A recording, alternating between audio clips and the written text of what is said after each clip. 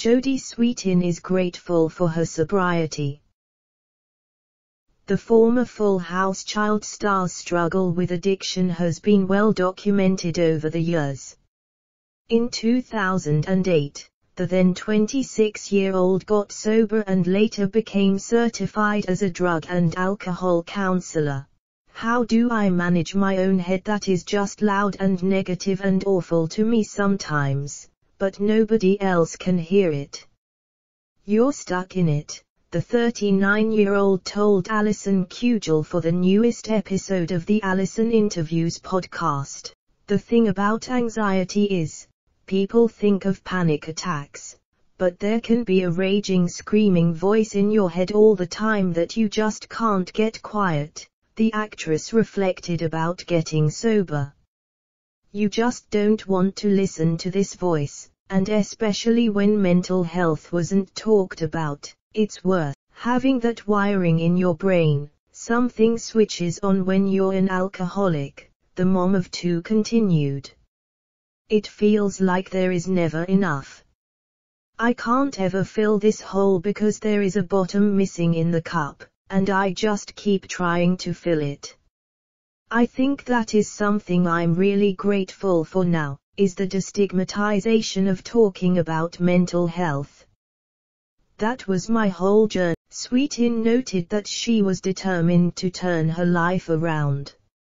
Sobriety is not a simple fix, but rather an ongoing work in progress. A lot of it is really looking at yourself and what are the things that I do, or behaviors that I'm trying to use to cope with my life, said Sweetin. How do I do this better? How do I interact with people better? How do I hold myself to a higher standard? How do I go back and make some of those things right so that I can alleviate that shame and terror that comes with all of it? Then, how do I go about life, not creating those situations for myself in the future? I'm always very honest that, for me, medication has been key, Sweetin shared. Otherwise my struggle was so bad I wasn't getting out of bed. Now that I know when I need to speak up for myself, even into my 30s, feeling like I needed some therapy and I probably need a psychiatrist for some meds, and all of these things to start taking care of my. Sweetin admitted that, like for many, 2020 took a toll on her mental and physical health.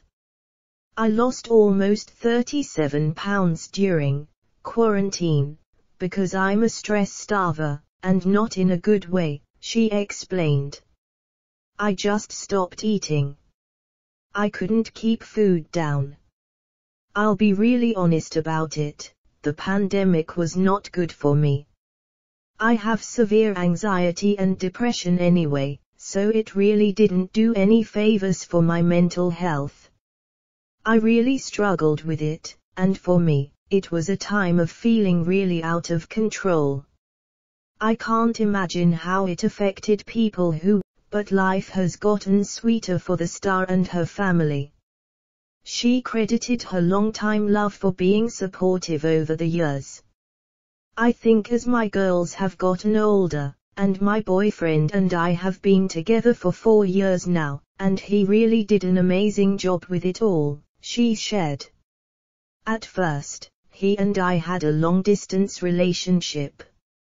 He was in Brooklyn, and I was here in LA for 3.5 years, and so it was slow and it was nice. He was very good at letting them warm up to him and not having to force a relationship. I think that is the hard thing as a mom. You're thinking, everyone just gets along. I really like this person. I'm not sacrificing my kids. When looking back at her past, Sweetin said she has zero regrets about launching a Hollywood career at such a young age. I started working when I was 3, so it's just always been what I know, said Sweetin. I think there is almost more of a shock when it happens to you a little later in life, when you've spent your entire life being normal, and now you're like, what the hell is this? When you grow up with it, it's just part. Still, Sweetin said the tabloids have continued to be an ongoing problem for those in the spotlight attempting to give their children a sense of normalcy. I was attacked as a kid in the tabloids, she said.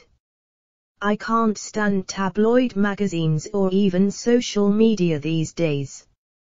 I think anyone who goes after these kids, whether it's how they dress, or how someone is parenting them, when they are out in public, leave them alone. That just happens to be their parents. They didn't ask to be given all this attention. Back off or respect when the parents say, please don't photograph my kid. Don't put pictures of them in magazines. Sweetin has kept busy pursuing acting over the years. From 2016 until 2020, she reprised her role of Stephanie Tanner in the Netflix reboot Fuller House. The original series aired from 1987 until 1995. She has maintained a close bond with her co-stars.